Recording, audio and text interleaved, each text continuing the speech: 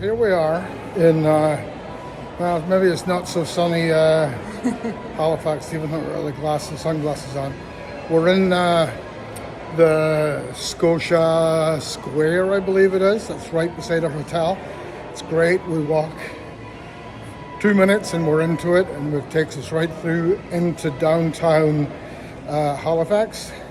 So we're going to put together some video about our first real day out walking in Halifax and hitting the boardwalk. So see you later. This little street looks like it's going to be worth a walk later in the week. It's called Granville Street, and that looks awful like a Union Jack there, which is the Split Crow pub. Definitely going to be worth a visit. Who these two dudes are, I have no idea, but it's pretty cool. Lots of buses to get around town, and by all accounts, if you're here for, I think it's 5 days or more, you can get a bus pass that actually is very, very cheap and even entitles you to ride on the ferries across to Dartmouth. And over the road there we have the Blue Nose 2 restaurant. For those of you who don't know what the Blue Nose was, it is or was an ocean-going sailing ship that held all sorts of records of speed and everything. And we're actually, hopefully we're going to be able to see the replica, which is the Blue Nose 2, when we head to Lunenburg later in the week.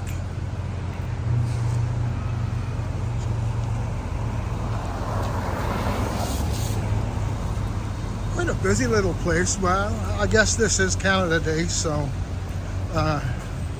people have the day off, so there's lots of people out. Unfortunately, the weather's just not quite what we want. It's not too hot, it's a little sticky, and only a little bit of rain. Would you even call it rain, Janis? No, not rain, just light. Just very light. And there we have, are we in the right city? That looks like a London bus. The one thing we did notice was the pricing for these buses is a lot more expensive than anywhere that we have seen on any of our travels. Now, no doubt you can see there the Alexander Brewery, and we're going to be able to give you more info on that when we head there on Friday evening for a tour and an extra hour just hanging around with like-minded people. And of all the places in Halifax that you don't want to end up is in the law courts. So be nice, be good, enjoy yourself.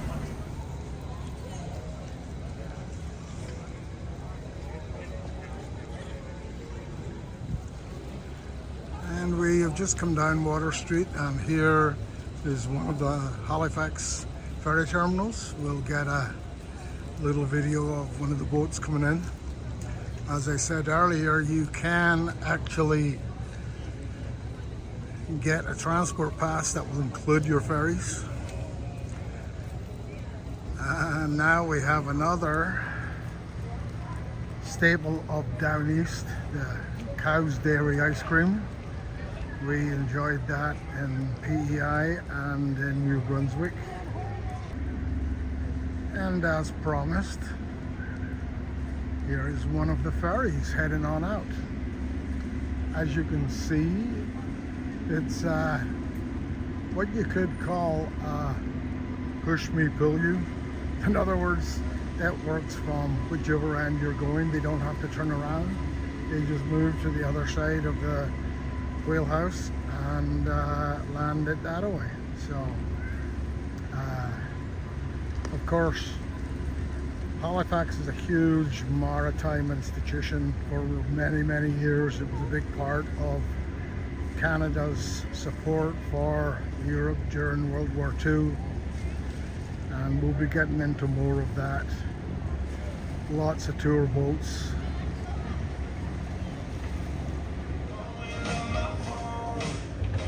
And here is another of the boating experiences for Halifax. This is the sailing boat Silva, which we will be traveling on one night later this week on a cider tasting tour, which will be nice. And as you can see, I'm trying to zoom in, it won't let me, but you can see it's not a wooden boat, but it's going to be an interesting, there we go, we just zoomed in. It's going to be an interesting ride to go out there at night and evening, so we should be able to get all of the nice shots both of Dartmouth and Halifax.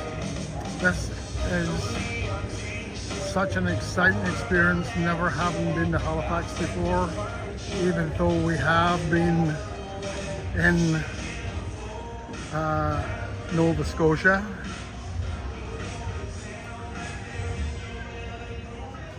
And for all of our friends that like to go drifting, they even have a restaurant here named after it. Look at, it's even got the track laid out with all of the bends and everything for you. So remember, it's down at Halifax on the boardwalk. Sailing boat Silva again, and on the far shore we have Dartmouth. Although most of us would have said Dartmouth, it's not. You don't say that to a local here. It's Dartmouth.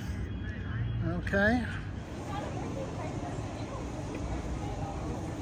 Now this, we're assuming, is a rendition of a lobster pot. Man, that's a mother. They've done a great job of letting businesses go and create things on the front of their properties.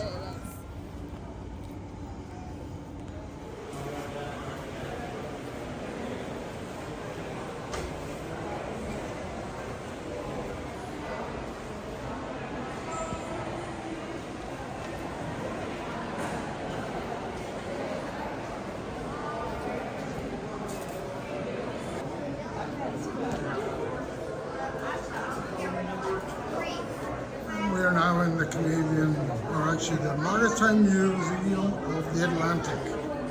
And there are lots of cool artifacts here, including some Titanic stuff. And that there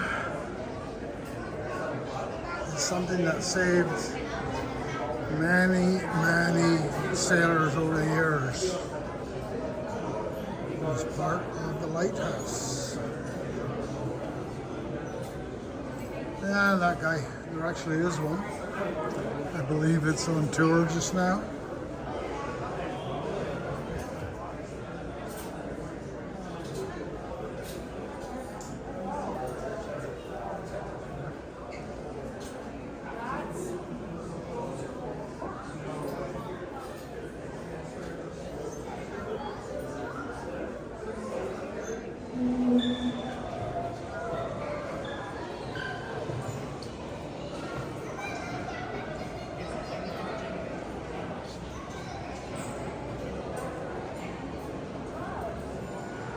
And of course, they've got lots of things to keep the kids entertained as well.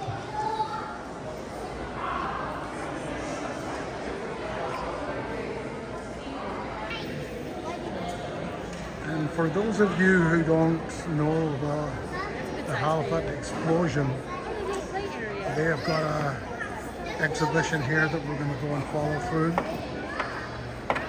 It still is the largest non-nuclear explosion ever to happen in the world. And it really was something that should never have happened. There was dereliction of duty for sure. people not doing what they're trained to do, and we'll follow this through. And that is what happened on the river. The Belgian relief ship drove right into the ship, carrying explosives, lots of oil and stuff on the deck, and you can see where the explosion starts. It goes from there. And this shows exactly how far some fragments of the Mont Blanc flew. That is a ridiculous amount. I believe some of it was 12 kilometers away. And this is what Halifax looked like. And here we have some examples of what's left of the Mont Blanc. As you can see, that there was actually a 1-inch thick piece of its hull. And look how it's deformed.